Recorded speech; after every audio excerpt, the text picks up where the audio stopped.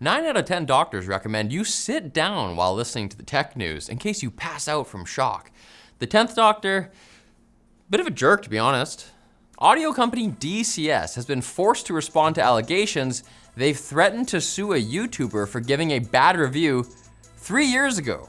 According to Cameron Oatley, aka Golden Sound, a DCS representative contacted him in October 2023 to express concern about a remark he had made that was taken out of context. The representatives then brought up alleged inaccuracies in Oatley's 2021 review of one of their products. Oatley claims that he had asked for details so he could correct the factual errors, yet he never received them until May of this year, from lawyers threatening litigation if they weren't fixed in 10 days. According to Oatley, however, none of the complaints given are actually errors. David Stevens, managing director of DCS, refutes some of this in a response. He claims Oatley was provided a list of inaccuracies in 2022, but Oatley never followed up. This refuting has itself been refuted by Headphones.com, who Oatley has worked for since 2022.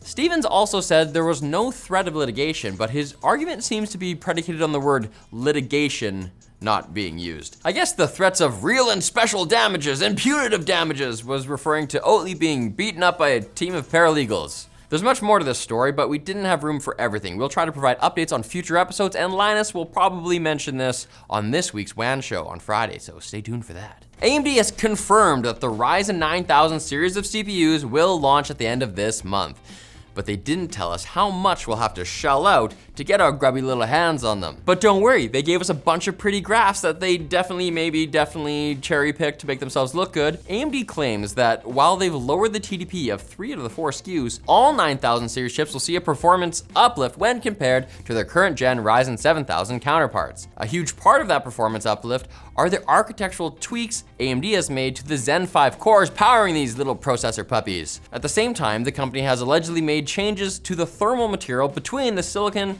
and the heat spreader, allowing the flagship Ryzen 9 9950X to run 7 degrees cooler than the 7950X, even though both have the same TDP. According to earlier leaked benchmarks of the 9950X engineering sample, there's also strong efficiency improvements over the 7950X.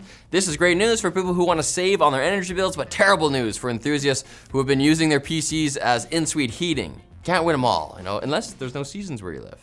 Apologies to all tech lovers in Oslo. According to Wired, US telecom giant AT&T paid hackers $370,000 to delete customer data stolen in the breach we reported on last week. For that fee, AT&T also got a video recording of the data being deleted.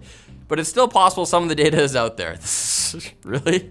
AT&T also did a fine job of negotiating as they talked the hackers down from $1 million. Now AT&T is in a fight with fellow telecoms T-Mobile and Verizon over 5G service for emergency responders. Back in 2017, AT&T won a contract to help the US government build FirstNet, a dedicated network for first responders. As part of the deal, AT&T can sell excess capacity to AT&T's commercial customers. Now, AT&T has asked the FCC to assign the 4.9 gigahertz band to FirstNet, especially since the band is already considered a public safety spectrum. Verizon and T-Mobile don't want FirstNet to get that band because they see it as a $14 billion gift to AT&T. That, or maybe Verizon wants to be able to go back to the good old days when they could throttle firefighters on limited data plans during dangerous wildfires. In their defense, think of the savings they got. Better yet, think of the savings you could get thanks to our sponsor, Newegg. Their Fantastic sale is going on right now. It's time to think about you, whether that's GPU, CPU, or even PSU, because PSU can get some good deals. If you're tired of buying your PCs piece by piece, you can save $500 on a 4070 powered Acer gaming PC. You can also save on that new KTC gaming monitor we both know is just sitting in your cart. If anyone deserves savings, it's you. Wonderful, majestic, fantastic you. Treat yourself to fantastic things by visiting a link in the description below. Wait, quick bits are on their way? But I'm underdressed. Does my hair look okay? Shh, quiet, they're coming. Be cool. At least 2 game studios are calling out Intel over instability issues on their high-end 13th and 14th gen CPUs. Path of Titans developer Alderon Games raked them over the Death Star laser with their scathing write-up aptly titled "Intel is selling defective 13th 14th gen CPUs, citing crashes and memory corruption. Warframe developer Digital Extreme says their user base is experiencing an NV GPU comp64.dll error, and the crash logs are overwhelmingly from Intel CPUs. Don't believe me? Believe the almighty pie chart. Google's Gemini AI platform has been accused of scanning Google Drive files without user permission by Kevin Bankston, the senior advisor on AI governance for the nonprofit Center for Democracy and Technology. And I almost want to call him Kevin Bacon. Bankston tweeted that his tax return in Google Docs was summarized by Gemini without his consent. Having said that, Google has made a statement clarifying that workspace data isn't used to train AI, and so Bankston's data is safe.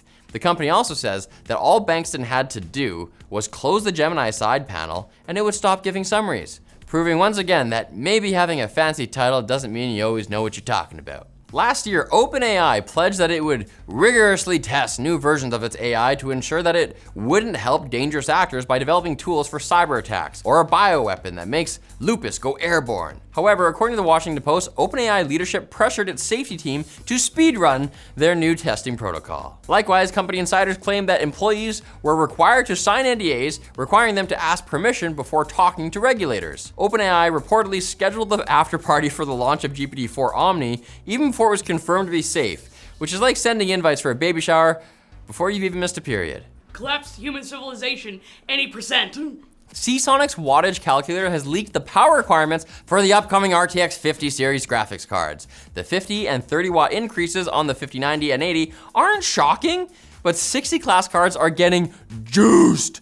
If the calculator is correct, we're talking upwards of 170 watt, or almost 50% more power compared to the current generation. Maybe if we're lucky, Nvidia will start bundling power supplies with their GPUs instead of games. What would you rather have, Diablo 4 or a working computer? And the World AI Creator Awards has crowned its first Miss AI, Kenza Laley, or more realistically, Phoenix AI, the company that made her. Bizarrely, 2 of the competition's 4 judges are also AI-generated influencers who exist entirely as Instagram feed thirst bait. Some commentators of the beauty pageant, including many so-called real women, were skeptical of the competition and the unrealistic beauty standards it presents of soulless, brainless homunculi with poreless skin and zero opinions. But if you want our opinion, you should come back on Wednesday for more tech news. How could you say no? It's tech news.